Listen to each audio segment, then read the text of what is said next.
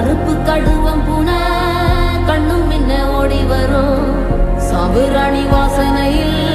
ஜல்லு ஜல்லு ஓசை வரும் ரெட்டப்பன ஒசரத்துக்கு எட்ட நிற்கும் முனியாண்டி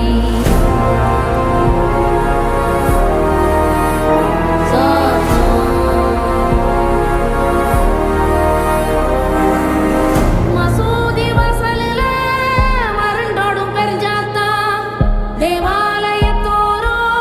திமிரி வரும் தீப்பறவ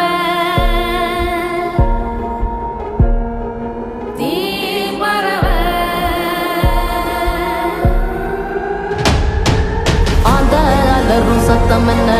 அரண ஊரும் சத்தம் என்ன கோட்டாங்கூ சத்தம் என்ன கொளவி பாடும் சத்தம் என்ன